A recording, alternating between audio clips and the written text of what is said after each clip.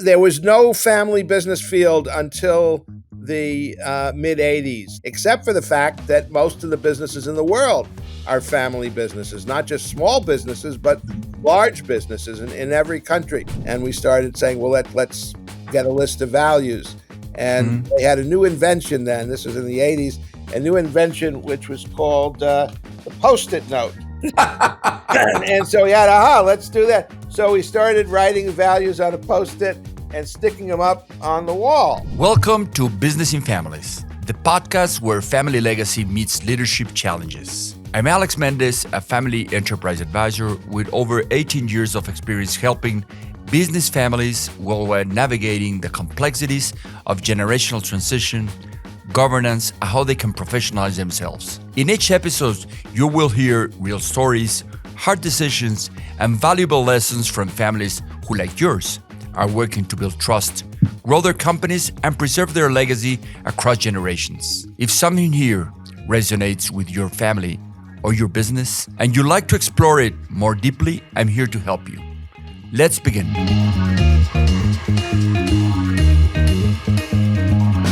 In this very special episode, I sit down with Dennis Jaffe, one of the founding voices in the field of family enterprise advising, a psychologist, academic, author, and a global thought leader. Denny has spent more than 4 decades researching and guiding multi-generational family businesses all over the world. We dive into his journey from the early days when there was no field called family business to today's evolved practices of governance, legacy, and values-driven leadership. What you can expect in these episodes is the surprising origins of a family business advisory field and how it became global. Why so many families avoid hard conversations and what it costs them. The single choice that separates families when you're from those who dissolve.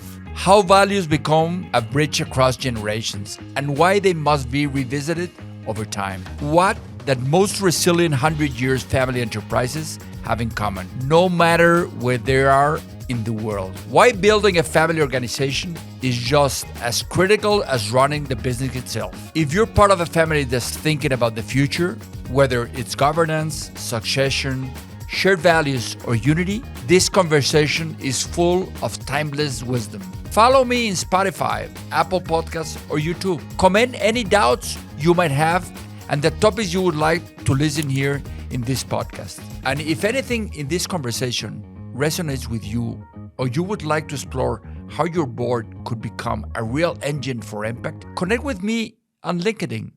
Let's keep this conversation going. Let's begin. So thank you, Dennis, for accepting being in this episode of The Business of Families.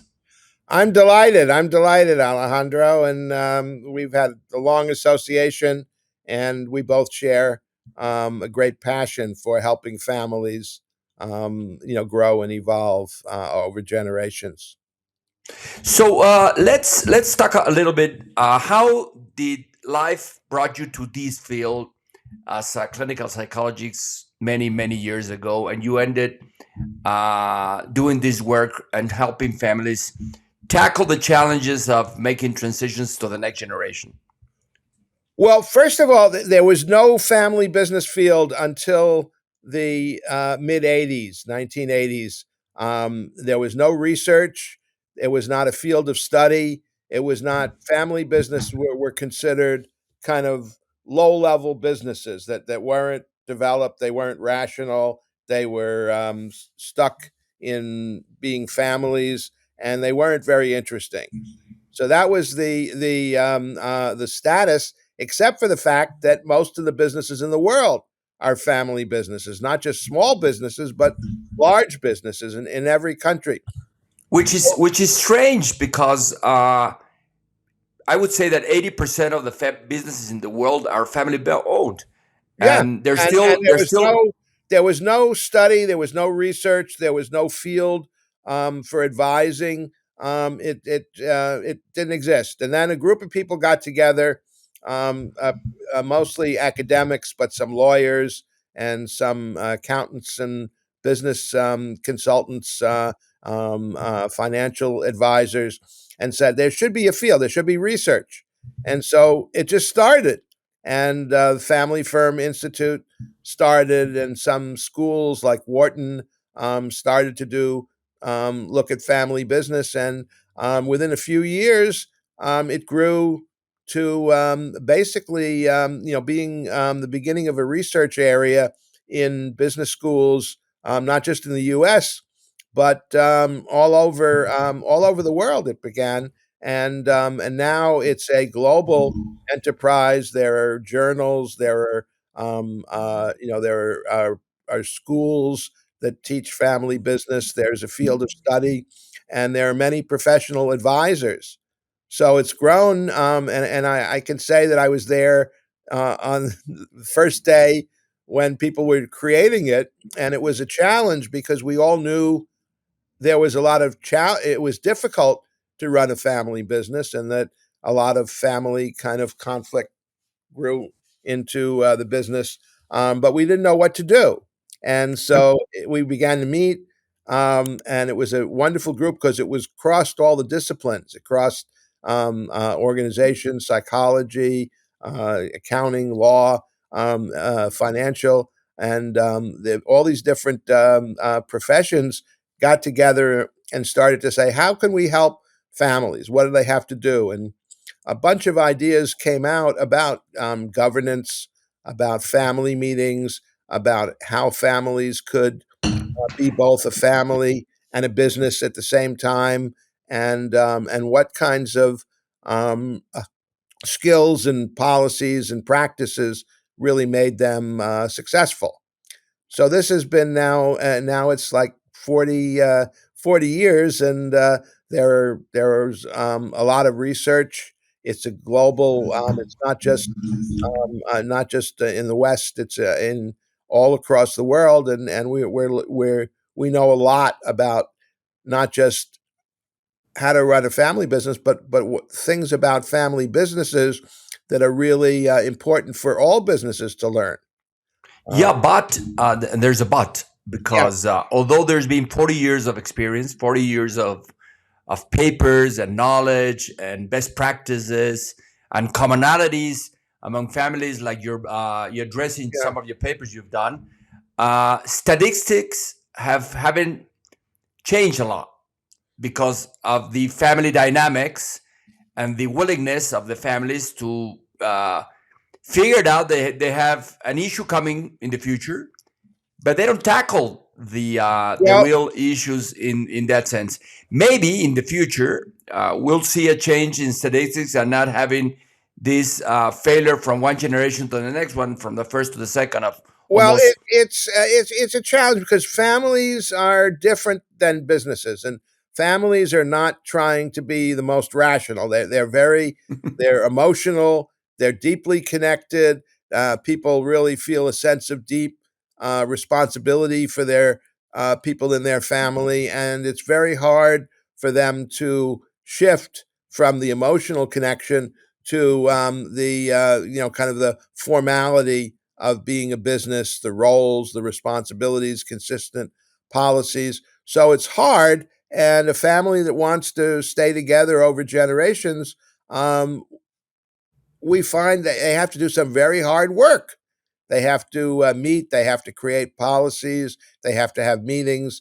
There's a lot of work that it takes, and the family has to not just intend to do these things; they have to really do them. And it's very challenging, and it's a lot of work. And a lot of families, they don't want to do the work, or they don't feel a reason for it. They you know they've been successful, and they divide up and go their own way and become a non-family business, or just a wealthy family. They don't really stay organized. So a lot of families just say we don't want to do it. It's too much work. It's not worth it. Or they're afraid of tackling these difficult conversations. Mhm. They're going to be open when they talk about money, succession, what's next, how do I put some policies on the kids to know to come in or Mhm. not, who's family and who's not family. So those are difficult Those are conversations, and hard most. questions, and the families don't agree. So if you have a third generation family, you may have brothers and sisters in different families, and they don't agree. So if they can't agree and find common ground, they say, well, let's split up. Let's stop being partners. And that's I don't think that's a bad thing. A lot of families stop being partners, and they're wealthy, they're successful, and they go their own way. That's not a bad thing. It's just a choice that they don't have the strength to continue in the next generation as a shared venture. But you use an interesting word in this. It's called a choice. So it's a choice for the Right. family to do the hard work or not to do it, and the outcomes are going to be totally different. But in your experience, Dennis, over more than 40 years of working with families and working along with your wife, what has been the biggest failures that you've seen working with families and say, oh, I couldn't help them because is there a commonality of things that happens when you've seen, I don't know, Well, several hundreds of families that there's say it a hasn't couple worked? of things. One is um, uh, they they um, they just avoid the issue. They don't think they can do anything, or they don't know that there's something that can be done, so they just avoid it and pretend it isn't there, and then it explodes somewhere. So the family kind of overwhelms the business, and the family issues kind of blot out the business issues. The other thing that happens is the family doesn't doesn't understand how much work it is and begin to put things into place. It's not just an intention for the family to get together. They have to learn skills. Family members, for example, there are two things they have to know how to do. One is they have to build positive trust, which means Difficult thing. that they have to not just care about themselves. It's not just about what works for me, but in a family, I have to be concerned about what works for you. And I have to simultaneously, if I want to work with you, we have to say, okay, I here's what works for me, and now here's what will work for you. And now looking at both of us and there are many people sometimes in the family, looking at all those people, what is a policy, what is a practice that is works for everybody. It's not perfect, but for example, rules about working in the business, that you have to have professional skills, you have to have experience, you have to have some ability to work with other people, and the family has to hold family members to those policies and those criteria. Even if somebody doesn't meet them, they have to say no. And they And have to be accountable. people get disappointed and feel like they're not it's not fair because they think they should be an exception. But the families that are successful are the ones that stick with the policies and really are strict about exceptions. Yeah, several years ago, I had the opportunity with you and your wife Mhm. to learn the importance of values and shared values and defining a mission and a vision for a family and not only for a business. And you developed an incredible tool that I've used it many times for myself and my family, Right. but also with many of the systems families that I've had the privilege of Mhm. working, Mhm. not only in Mexico but around the world.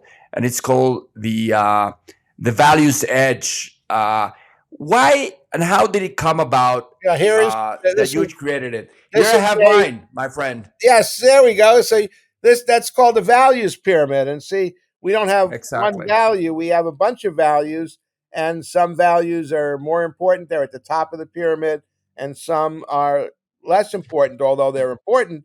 And so we make a pyramid, and colors show what we call different values drivers or value styles, Hmm. which means what is the overall theme? For example, interconnectedness or relationship or self-expression and creativity. What kind of themes go into your values? So you learn a lot about yourself, and when you share the values with other people in your family, you learn a lot about other people. And But before we go into that, Dennis, how did it came about you and Cynthia to develop a tool like an incredible tool like this one? Say we need something, as you said. So 40 years ago there was nothing. mhm, Along the time, there's been a lot of things, but this is one of the biggest, I would say, big breakthroughs in my career. mhm. Helping families is they have a tool now that they can define their values and the shared values and a methodology and a process to define an emission and a vision statement. Well, we started working with with businesses in general about mission and purpose and values way back in the 70s. We worked with and really learned that businesses where they had some policies about fairness and a respect for people worked better, human centered organizations. So we worked with that, and we started working with businesses finding their purpose and looking at their values. And this was in before before we started talking about family businesses, and the way it happened. This is a great story. We were doing a workshop, and what we would do is ask people to write down their values, Mm-hmm. and seems simple to some people, but other people said, "Well, what's a value and how do we do it?" And so we were in a group of executives, and they said, "Well, tell me what's a value and give me some examples." And so we were doing the workshop, and we went to our motel room, and we started saying, "Well, let's get a list of values." And Mm-hmm. they had a new invention then. This was in the 80s, a new invention which was called the Post-it note. And so we had, let's do that. So we started writing values on a post-it and sticking them up on the wall. And so we had a whole wall filled with values after a while. And we started saying, well, let's look at these values. Some of them like seem close to each other. Like there's some about personal relationships and some about what we want to see in the world, and some about creativity and mastery and different themes and lifestyle. So we started to pull them, stack the different post-its into different themes, and then we said, "Gee, what? Why don't we make a deck of cards with these different values on it?" So that's how it started, and then we found, we went to a card deck, kind of printer, and they printed the cards, and that was the first set. Actually, the first set of values cards was in the back. We had a book on value, Mm-hmm. really, and people would cut out the page and literally cut out the values and make their own values cards, and then when we printed them. So that's how they grew, and then we started to define the different value styles with colors, and we started doing the pyramids, and we've done about 3 or 4 times when we've revised the values. People say, "What about this value? What about that value?" And some values we had, very few people picked, and so we started to, kind of make the list more accurate for families and businesses, and so it's grown. So it's been through about 4 versions since it began, and the current version we think is really it's really special. It's like the versions of software. It's now the 4.0. Right. Definitely. I've used it many times. I've done it myself several times in my life Yeah. because things change and there are things in your values that you would like to put in the pyramid that they're not there. Like, let me tell you an example that I don't know, first time I used it, I don't know, 15 years ago, health wasn't a value for me. Right. And things changed 10 years later. Yeah. I had an illness. And then it popped out. I made it again. And Right. then health popped up in my values. Those things change, and you evolve like anything else. Mhm. What have been the advantages have you seen in families when they open these conversations around something that is not, uh, I would say, is not a difficult conversation, talking about their values, because that's a great conversation and opens things that they've never seen. And when they figured out the families have commonalities in terms of shared values. What have you seen in the families you work with in different parts of the world? Because now you see families in systems in Asia, in Africa, in Europe, in Mexico, in the States. How do the families behave around values? Well, there's a whole lot of questions you're asking. So, first of all, the values conversation in the family is very powerful because it allows family members to talk about how they're different without arguing about who's better and who's right or wrong. It's like my values are here and your values are there, and they're different. I don't want to. You can't argue with someone why their values are worse than your values. You just say, well, they're They're different. different. So, so that is something that a family members can talk about.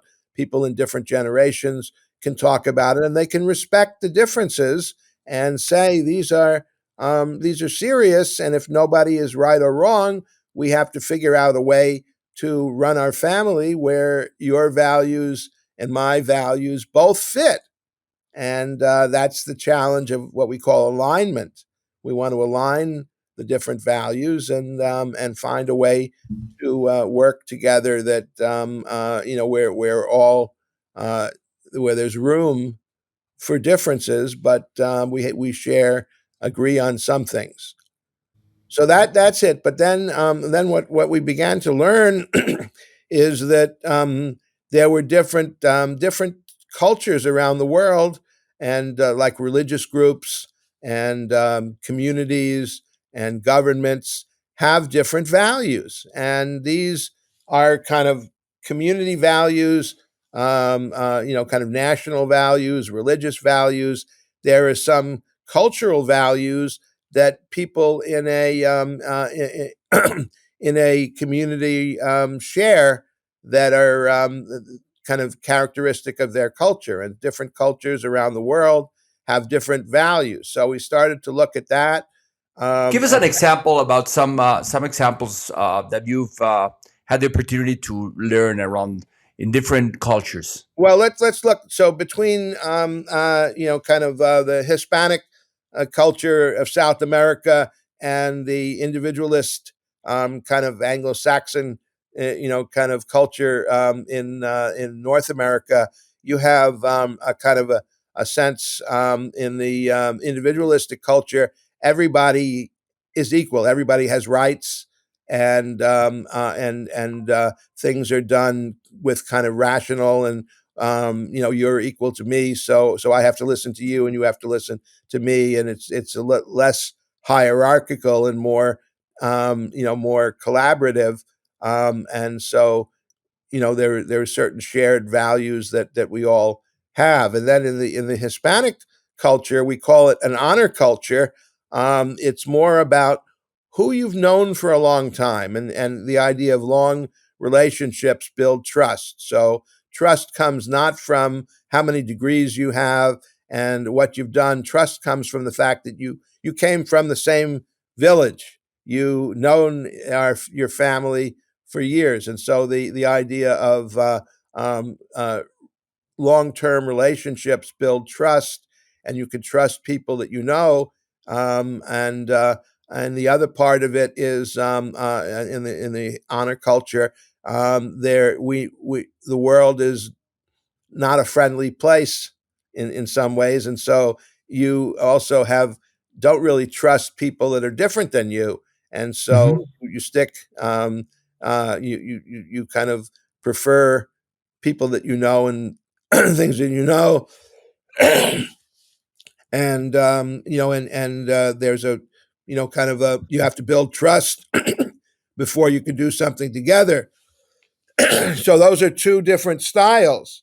One is how long you've known each other and how you know trust each other, and the other is you have different rights and you have different competencies and things like that. You trust people because they're uh, skilled and competent and capable in certain ways, and these are cultural differences.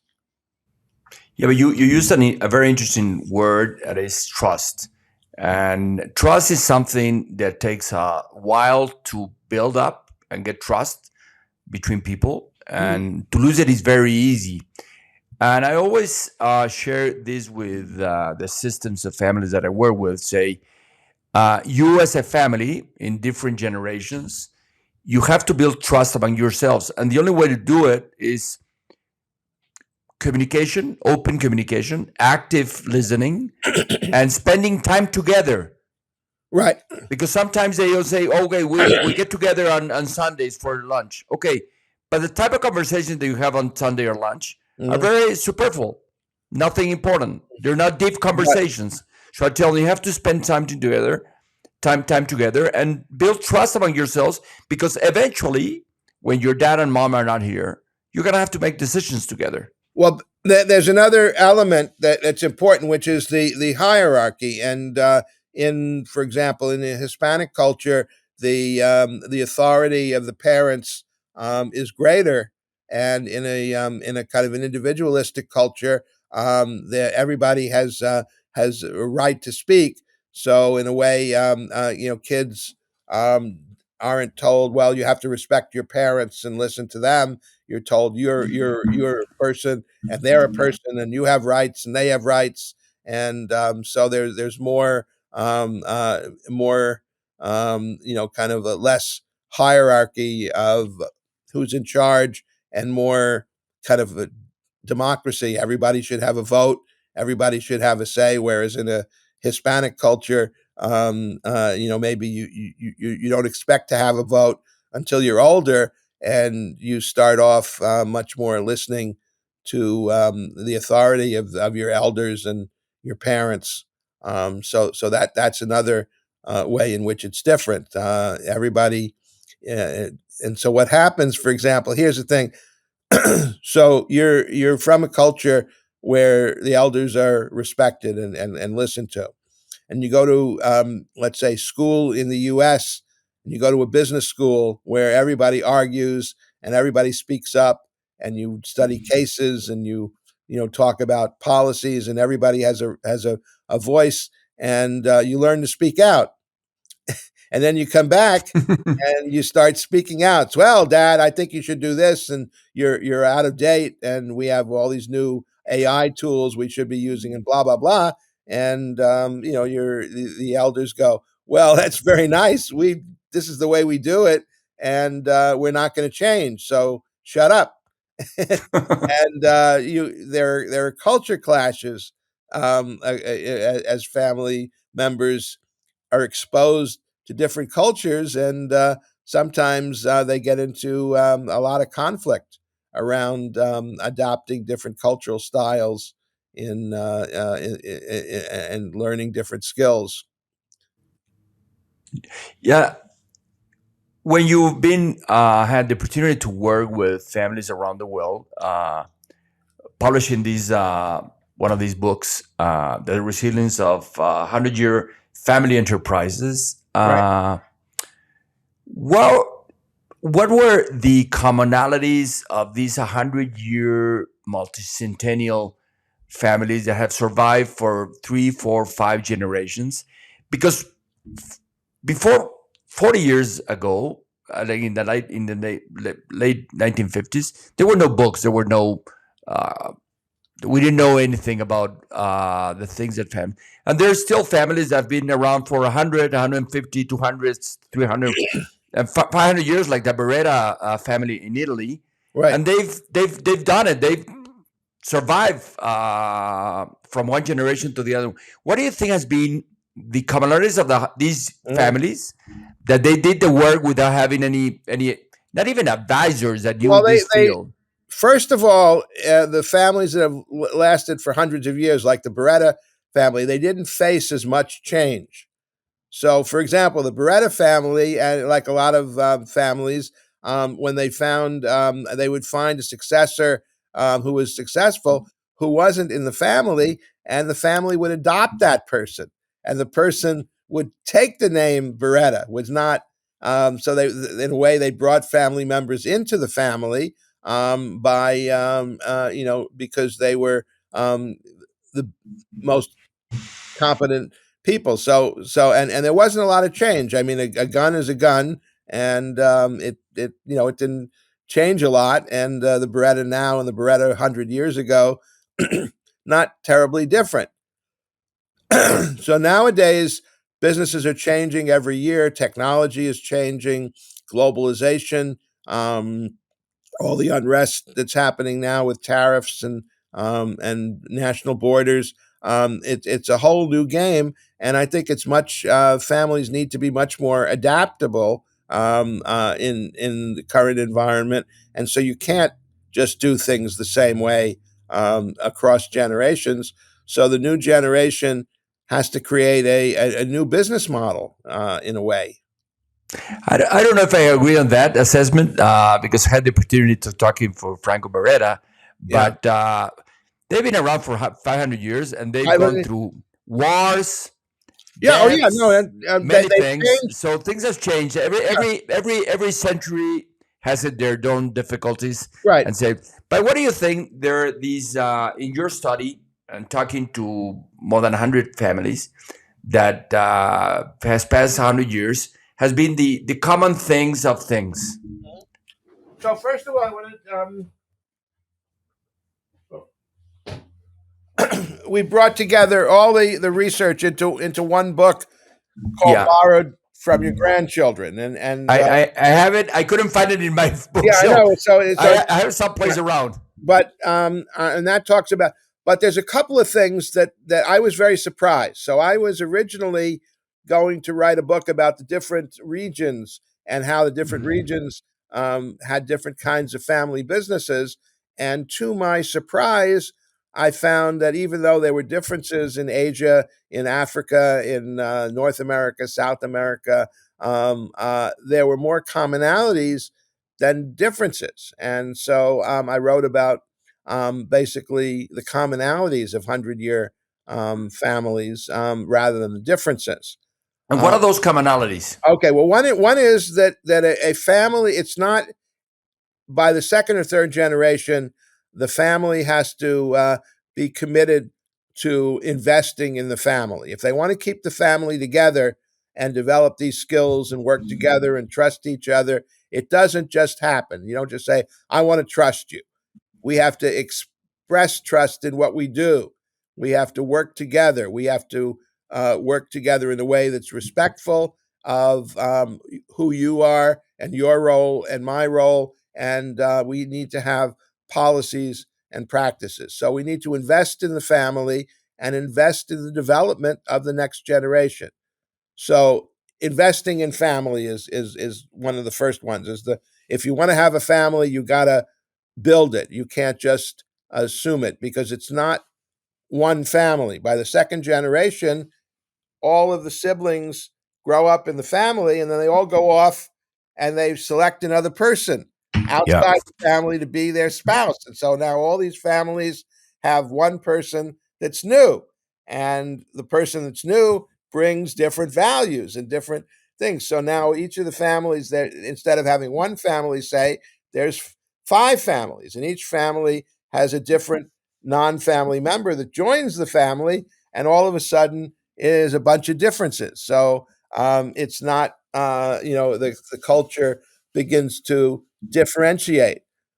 So the family has to, people that I know talk about, they have to act not just like one family, but they're a group of families, and they have to act a little bit like an organization. They have to Mhm. have policies. They have to have a mission statement and agree on what they're doing. They have to have ways of doing things. They have to have an organization that a way of making decisions. Everybody can't run in and make every decision. They have to delegate some decisions. They have to have roles. They have to have some people that are able to make decisions every day. They can't meet 24 hours a day to deal with everything. So the family has to become kind of an organization and And have a common purpose. a common purpose, but they also have to have a purpose as a organization. They may be one business, they may sell the business, they may have a number of businesses, they may have a foundation, philanthropy, but they're basically they have a number of different enterprises, and they also want to be a family. So what I find is that the families have two kinds of governance. They have governance as a business, and they have an owner's council and a board of directors and things that they do as a business. Hmm. But then they also have a family organization. And the family organization is different. The family organization is about sustaining trust. It's about doing shared projects. It's about role in the community. It's Hmm. about how they get together and things that they do together. And it's about raising the next generation and defining responsibilities. And those things that the family does are not business things, they're family things. And so the family has a business organization, but they also have a family organization. And then the family has a set of agreements of how they work together, and everybody in the family has a set of responsibilities. In order to be a member of the family, they can't just do whatever they want. They're responsible. For example, they have to come to family meetings because there's a big business there, and they can't Hmm. let that go. They have to, pay attention, and they have to make big decisions, and they have to talk about the roles of family members. They have to deal with conflict. They have to have a shared purpose together. So there's a lot of things the family has to do that are in addition to being a business, and this is the task of family businesses when they come get into the second, third generation. They have to create a business a family organization and a business organization. And you say that you have to invest first in the family, which is the most active or the most valuable thing of any family. That people, their members, Right. in that sense. And since we're right now living the biggest transfer in wealth that is going to happen in human Mm. uh, today, which is that when the baby boomers like you and me are gonna pass away in the next 15 to 20 years, so the transfer of wealth is gonna be huge in that sense. Well, So but the it's families have to invest in there because then they have to learn how to tackle that challenge in that senses and keep on the unity of the family itself. and So. there are ways. The family organization is not, it's not a transfer like one day I'm in charge, the next day you're in charge.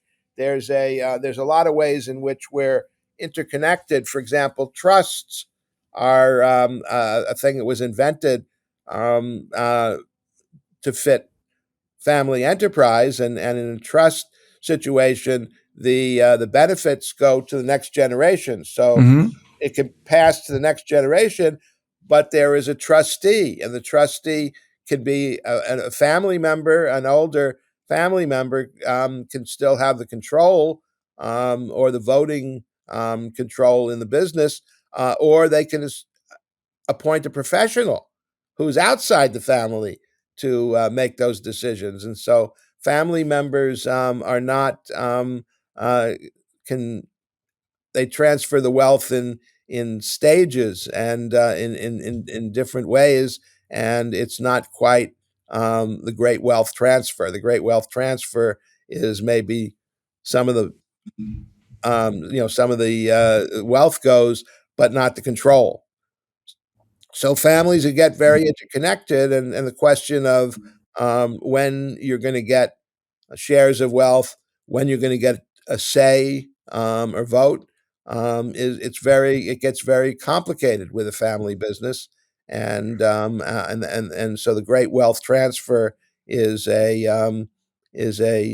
there's a lot of complexity to it that the family has to decide about. And investing in the family, and maybe you would agree with me, is that also you have to prepare the next generations in order to keep on creating wealth, because that's going to be a challenge, and that's when all these entrepreneurship processes and tools Well, the that good we try news to is, teach our kids and our grandkids, to say you have to create your own wealth. well, Maybe not from scratch, but you have to and pursue your own dreams, because the dreams of your granddad or your dad is they were their dreams, not maybe they're not your dreams, and you have to see how you are going to tackle that. well, the great thing about these families is the families have a lot of wealth, and usually they don't start out wealthy; they become wealthy over the generations. And by the second, third generation, the family is very wealthy, and because of that, they can go to great schools, they can travel, they can learn things that are wonderful skills and capabilities, and they can teach each other and offer each other resources. They can be part of networks of families that learn together.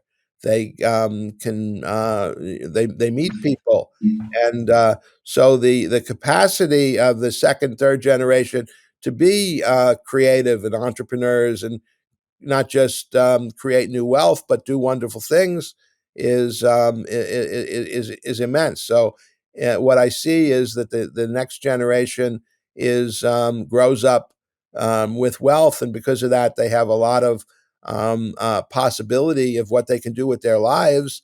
And family members in the second, third generation do wonderful things, and they learn things that are much um, you know much different in some ways than kind of what the average person is learning, because they have to learn to manage the family's wealth, to participate in what the family is doing, and they have to be informed. So even if they're, a musician or an artist, they also have to serve on boards, and they have to make decisions, and they have to watch their assets, and they have to, buy and sell things, and there's a lot of responsibility that comes with wealth, and these families create educational programs where family members can grow and become responsible. So they're not all. When you grow up in a wealthy family, you don't just grow up and say, "Well, I'm going to spend all the money." You feel a sense of responsibility, and you look at your parents and you look at what they've done, and you say, "Gee, I have to do something significant. I don't want to, just be a spender. I want to do something important." And you have people that become artists, and people that become athletes, and people that take on community projects, and you have people that go into business and create tremendous wealth for the family. So I see entrepreneurship and family development as being an incredible area that these families uh, enable their new generations to take on. Yeah, but that happens, and maybe you agree with me that for the families that had invested in their families, in their members, Mhm. in raising and taking care of the human capital, the intellectual capital, and the spiritual capital in that sense. But those that they don't do it, they tend to crash Right. Well, and tend to that's what I'm lose. saying. They have to have an active community of family members. For example, third generation family members, I find they need to meet together. They're cousins. They live sometimes in different countries. And in a lot of South American families have a place in Miami or in Texas, and they go back and forth, and they have people living in different countries, and speaking different languages, and they have to meet together. So families usually have an annual meeting, Hmm. which is not an hour or two, but it's a day or two where they get together, and they're on Zoom, and meeting together every month or so, and they have newsletters, and they have communication, um, uh, you know activities, and they're very, very connected, even though they live all over the place. So, trying to round up the conversation, Dennis, and giving some learnings to the families that are listening or viewing this in the different platforms. What would be the three, four, five recommendations that you give families in order to have better tools, tackle better the challenges of what's coming next? Well, the first one is you have two tasks. You have the task of minding the business and the wealth, and that's a lot of people think that's the only task, but it isn't. You have to attend to the non-financial wealth. You have to attend to the family. You have to attend to the development of the next generation. You have to attend to the cooperation and trust, and you have to build a family organization. So if you created wealth, the next generation has two tasks: create a great, manage the wealth, and develop and build on the wealth, but also to build the family.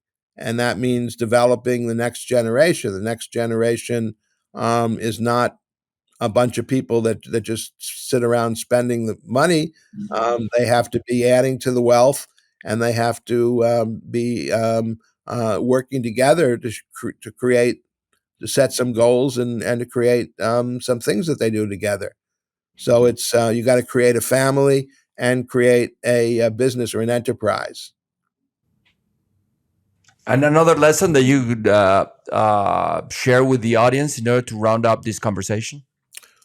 Well, there's a lot of stuff about how the next generation has to do things differently. So again, we talked earlier about Beretta, and I agree that over the years there's been a lot of innovation, but I'm just seeing that innovation and change is faster and more demanding, and it's easier to for a family business to lose its value today than it is a generation ago, when families had a reputation, and a role, and facilities that really you know uh, were sustainable. And now it's much harder. So there's an entrepreneurship and a creativity that the family has to have.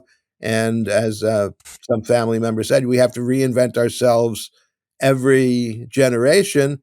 And Hmm. every generation, the family has to look and say, do we want to do this? Maybe the thing they want to do is divide up, and each of the family members go their own way. That's fine. Um, uh, some families that makes sense. But they had to have this conversation.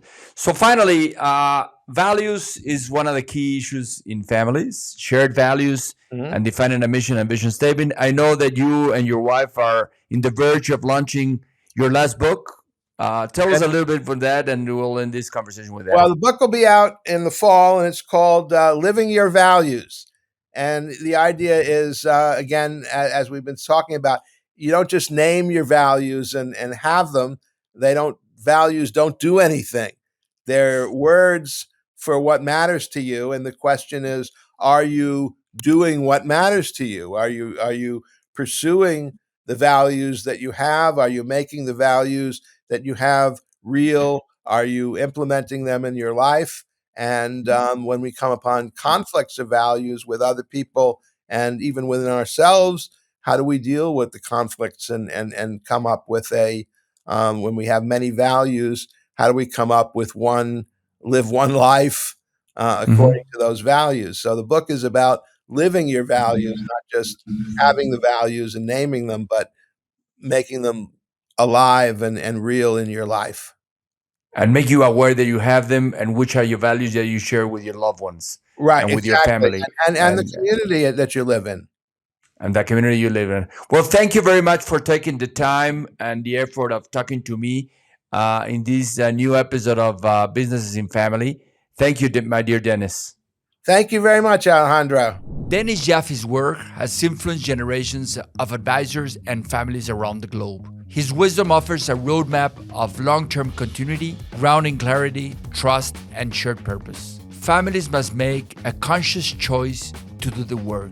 Continuity is not inherited. It's earned through effort, conversations, and design.